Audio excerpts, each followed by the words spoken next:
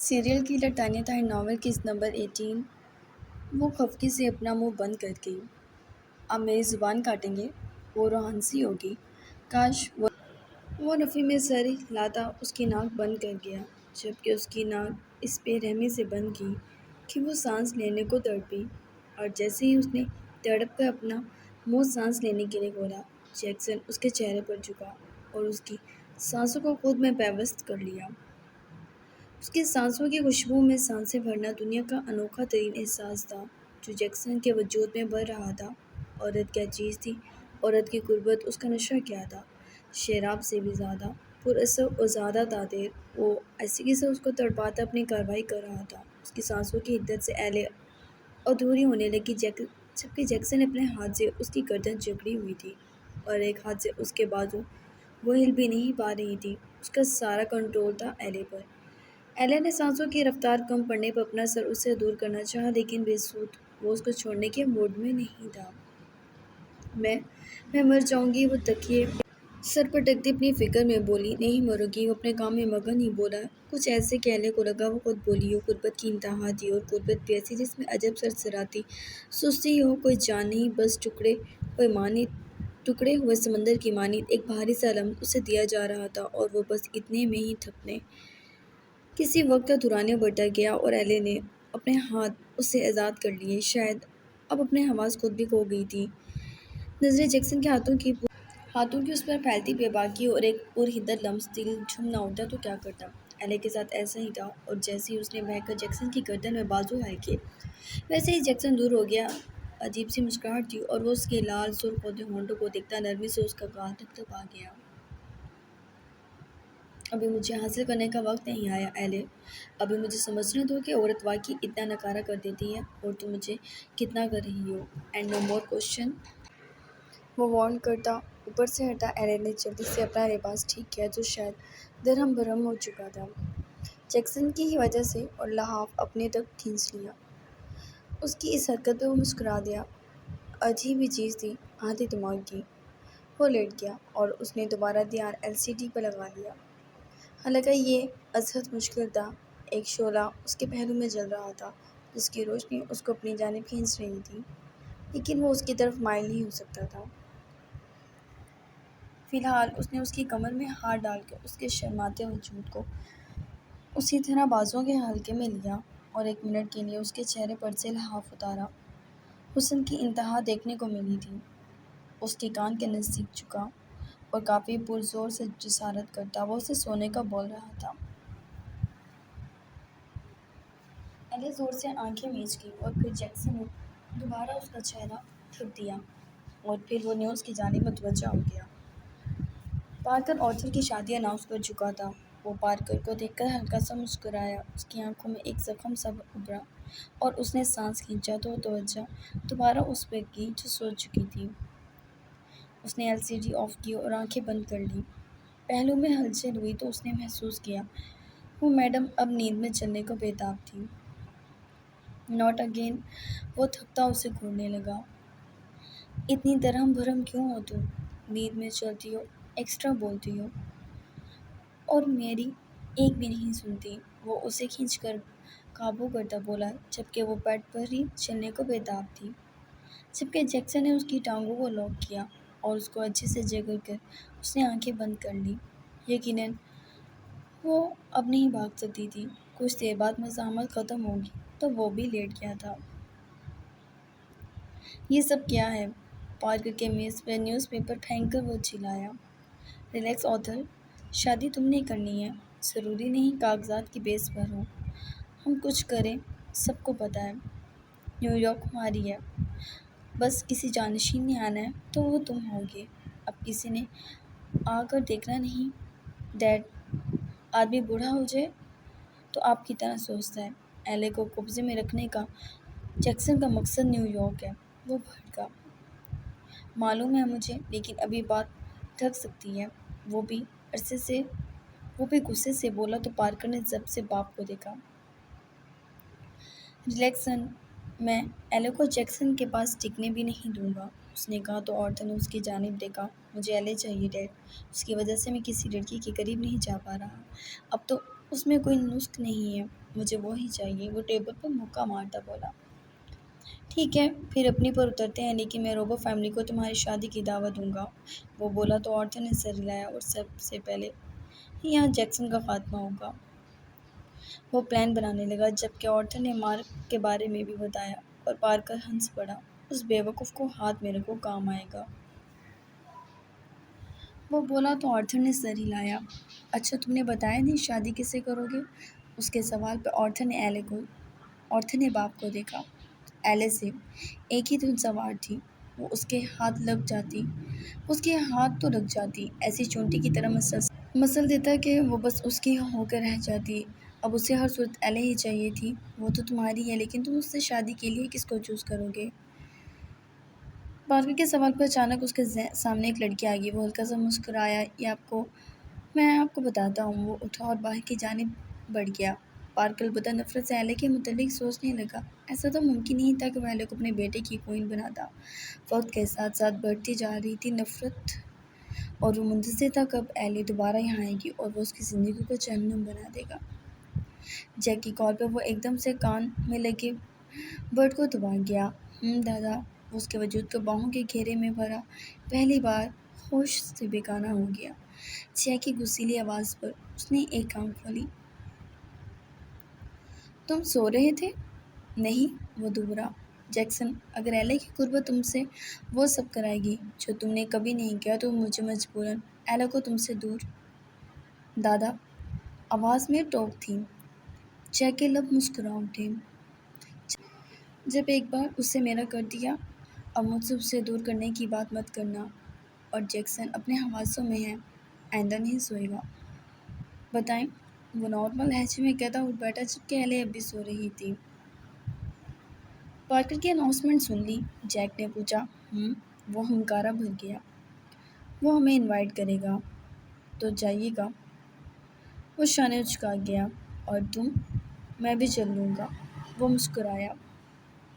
Are you sure? اس نے پھر سے جاننا چاہا۔ 100% دادا، میں اپنے دشمنوں کو اپنے آپ سے 1 منٹ دور نہیں رکھ سکتا۔ ہنری کہاں ہے؟ اس نے سوال کیا۔ اپنی دنیا میں، جیک نے لاپرواہی سے کہا۔ گریٹ مطمئن ہوا۔ کیوں؟ جیک سمجھا نہیں۔ آپ سے وہ نئی گاڑی کی فرمائش کرے گا۔ اس کی بات ٹالنا مت، وہ کچھ سوچتے ہوئے بولا۔ تمہارے سگے بھائی بھی ہیں، ان سے کیوں نہیں کرتے ایسی محبت؟ جیک اسے اکثر سمجھ نہیں پاتا تھا۔ آپ نے انہیں میرے لیے چنا نہیں تھا، آپ نے کہا نہیں؟ جیکسن ہی تمہارا ہے، اس کی ذمہ داری بھی تمہاری ہے۔ جیک مسکرا دیا۔ اور میری محبت تو صرف تم ہو۔ بتاؤ تمہیں کیا چاہیے؟ جیک کا دل جیسے اس کی محبت سے بھر اٹھا تھا۔ جیکسن اٹھ گیا بستر چھوڑ کر۔ اولڈ مین سوچ لیں۔ گرینڈ سن جو تم کہو، وہ بولا۔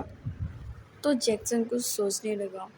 وہ چاقو جس کی دھار سے وجود کٹ جائے، حتیٰ کہ 1 انچ دوری پر بھی جسم پر چلائے بنا وجود کے ٹکڑے کر دے۔ آپ کو یاد ہے نا وہ کہاں رکھا ہے؟ وہ ذرا مستی سے بولا۔ یہ لاڈ تو اسی کے سامنے کرتا تھا۔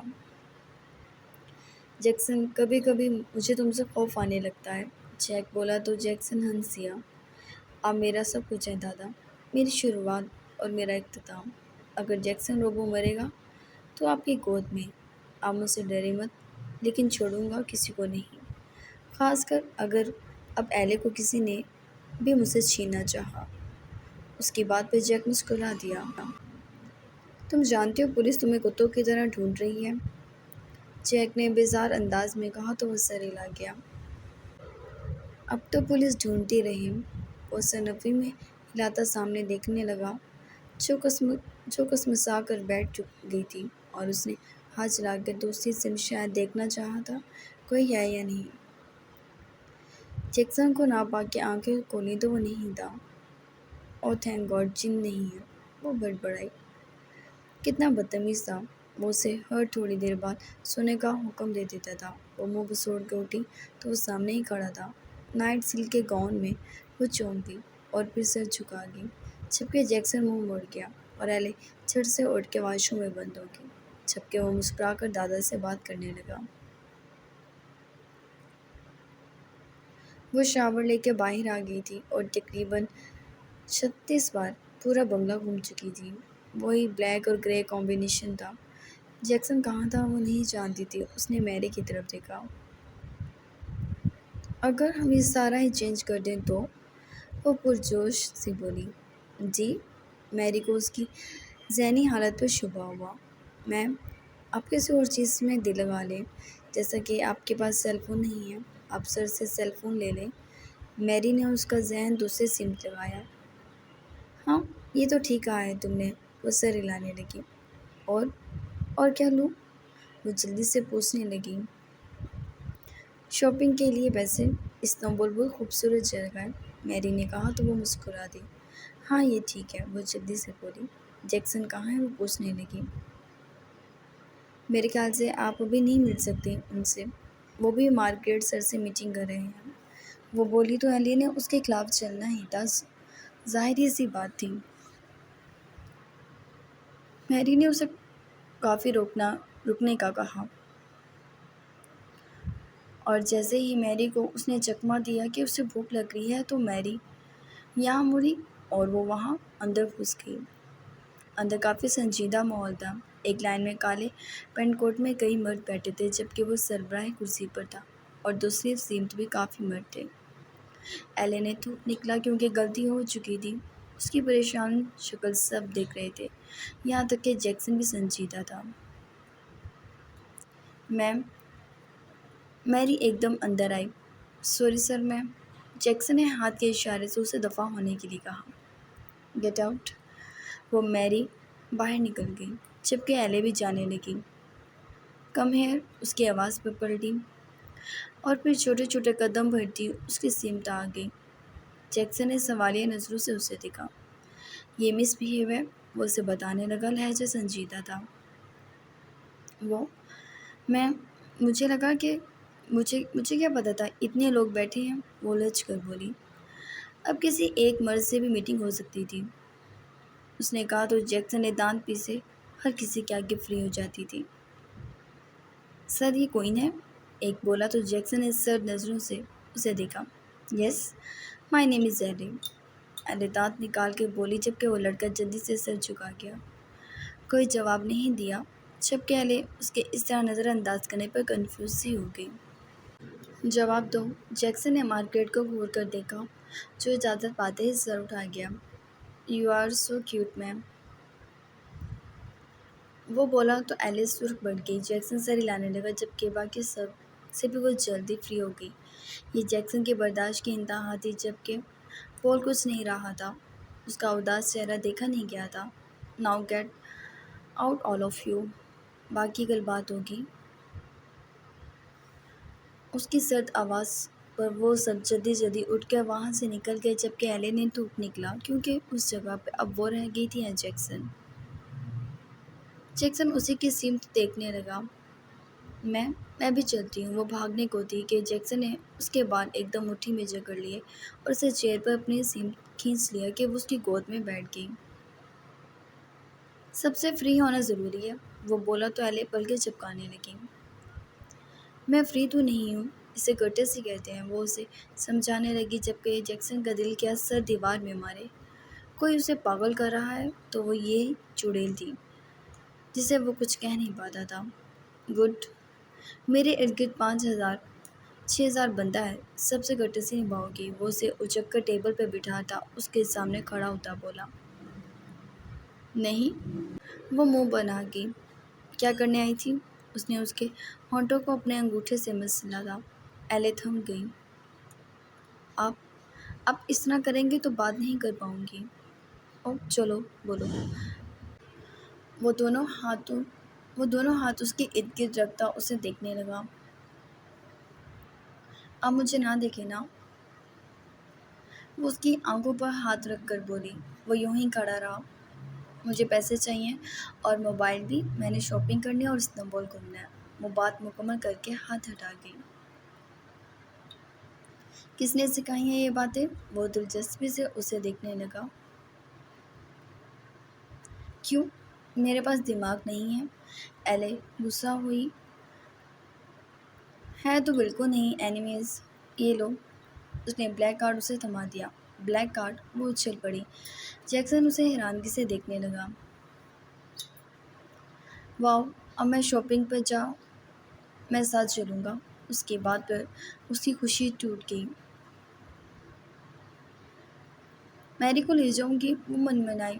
کہا نا میں ساتھ چلوں گا، سختی سے بولا بدتمیز، کہہ کے وہ باہر نکل گئی اور جیکسن کو یقین ہو گیا اسی اسپیڈ سے وہ اس کے سر پر چڑھی تو ایک دن ناچنے لگے گی۔ لیکن کیا کرتا کہ پہلی بار کوئی اس پر حکم جما رہا تھا اور قیمتی بنتا جا رہا تھا۔